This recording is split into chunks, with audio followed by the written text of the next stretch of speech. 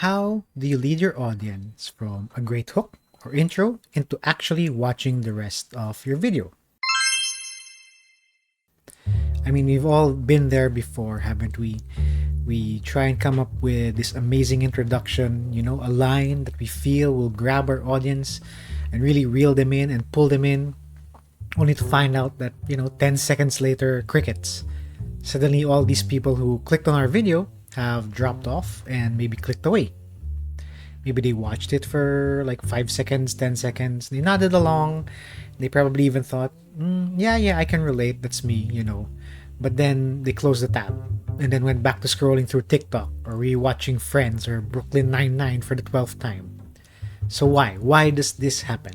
It's not necessarily because your writing is bad. It's not because your script is bad. It's probably just because you didn't apply enough pressure. So you see, in my copywriting framework, or the S.P.E.L.L, S.P.E.L.L, I start with the S, which stands for struggle or the setup, where we identify the problem that you're trying to solve for your audience. But sometimes identifying the problem isn't enough. Most people are comfortable with their problems. They've learned to live with that leaky faucet in the kitchen, or that slow laptop, or even the dead-end jobs. They become so comfortable with these things that they're okay. It doesn't matter. And so to get people to move or take action, you need the second letter of the framework, which is the P, which stands for pressure. Okay, so how do you get your viewers to stay? So if we look at storytelling structures, specifically Joseph Campbell's The Hero's Journey, there's a specific moment that happens, right after the intro, where the hero gets invited to go on an adventure. And most of the time, or in a lot of stories, they refuse this invitation. And it's called the refusal of the call. So we think back to The Hobbit. After Gandalf arrives and disrupts Bilbo's morning, he invites him to go on a grand adventure to the Lonely Mountain with the dwarves. And what does Bilbo do? He politely declines. He wants to stay in his warm hobbit hole with his pantry full of cheese and wine, which is natural for a hobbit. And your customer is exactly like Bilbo. Even though they know they have a problem, that effort to change sometimes feels scarier than the actual problem. And so your job as the copywriter or even a marketer in general isn't to just be the friendly neighbor. You have to be the wizard. You have to raise the emotional heat and show them the cost of staying in the Shire. So in the first part of my framework, which is the struggle or setup, so the goal was mainly to identify the audience's primary pain point or problem that they're struggling with and what could be a possible solution to their problem. Now, as we've established, identifying the problem usually isn't enough to get the audience to stay or much more take action. If you tell someone that this video will show you how to write a good introduction, they might think, okay, that's nice, So what you need to do is apply the so what test. What's the so what test? So you ask the following questions, So your proposition is, you'll be able to write a good intro. And the audience is like, yeah, so what? Or so you can draw people in and get them to click. So what?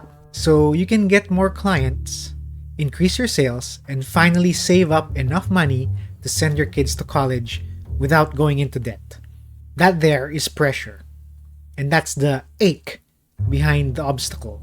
So let's try this again in another way. This time with a product, like let's say an online course. So this course has 10 hours of video content. Then your audience might think, all right, awesome, okay, so what? So you can learn to code. So what? Why would I need to learn to code? So you can stop working that retail job that drains your soul. So you can move out of your parents' house and finally have a career that pays you what you're worth. I hope you're getting the gist now.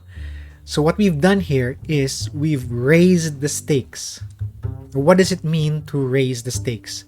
So if we go back to the storytelling structure, there's a point in every story where the hero is met with a choice. Do they do what they've always done? Continue the same old habits, repeating the same old mistakes, and just never change? Or do they take that leap of faith and step out of their comfort zone? Naturally, it can be difficult to persuade someone to take a risk. I mean, Bilbo, when you think about it, he certainly didn't really want to. In fact, throughout The Hobbit, if you'll go back and rewatch it, you'll see that he often thinks back as to why he even went on that adventure in the first place, when he could have stayed home instead. And yet, there was something inside of him that drew Bilbo to answer that call to adventure. Something deep inside of him that he just couldn't resist. So, I mean, as cozy as the Shire was, he probably felt a little bored. Doing the same things over and over again. He probably sought something different, something new, something exciting. And this is where Gandalf comes in. So Gandalf gives him the hook. He draws him in, but it's not enough to convince this hobbit to take on the role of the thief. So what Gandalf did was he applied pressure. He raised the stakes. He sent the dwarves to Bilbo's house, where they ate and then discussed their mission. Now, with Gandalf and the dwarves present, there's more pressure placed on Bilbo to accept their offer. He would be rewarded with treasure and with adventure. All he needed to do was sign the contract. That's added pressure, added even more pressure, the promise of riches. So how does this apply to your video, or your content, or your script? So there are 3 ways that you can raise the stakes and apply pressure.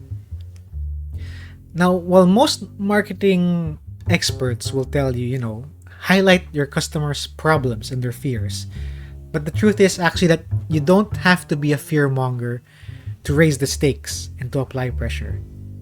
That's right. You mean there's no need to scream hellfire and brimstone. You just need to understand what actually motivates human beings.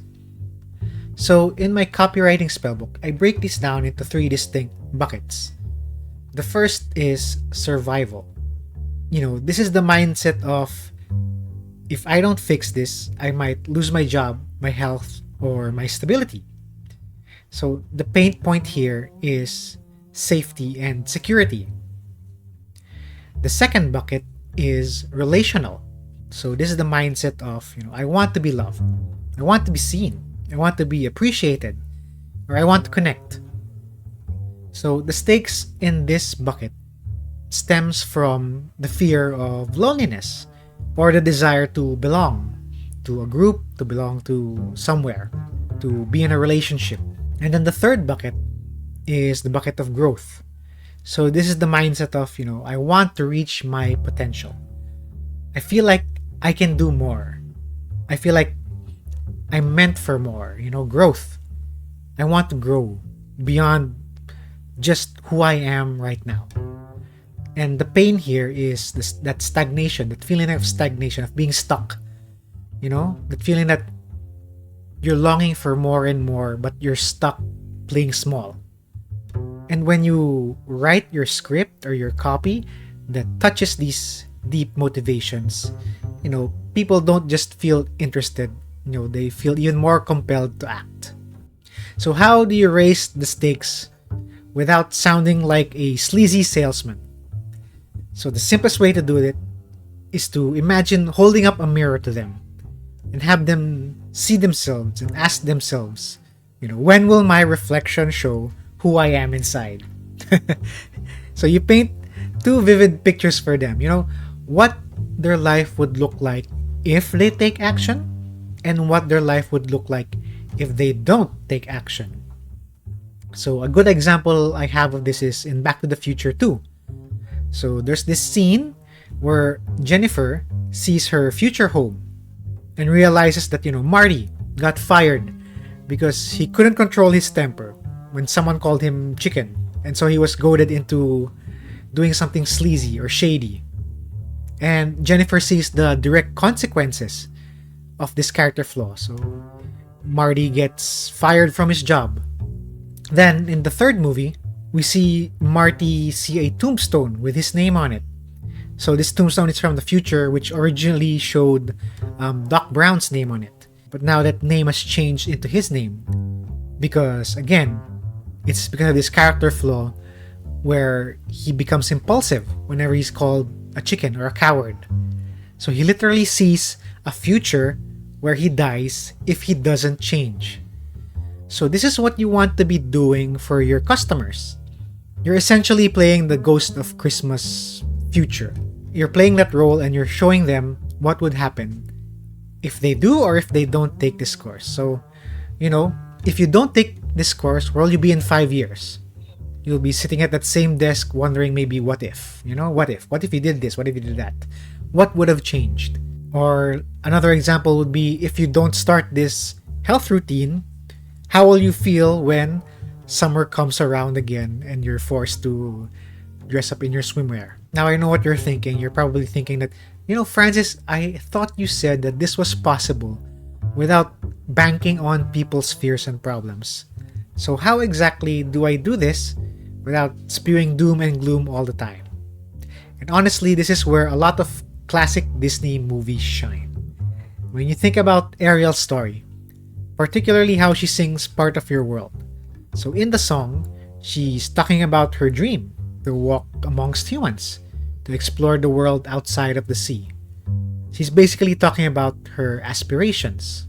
When Aladdin sings One Jump Ahead, he talks about his struggles as a poor boy, how the guards will hound you for a loaf of bread, and how he rejects the idea of him being called a street rat. He even sings aloud that he feels that there's something more to him that people outside there don't seem to see. You think about Lion King.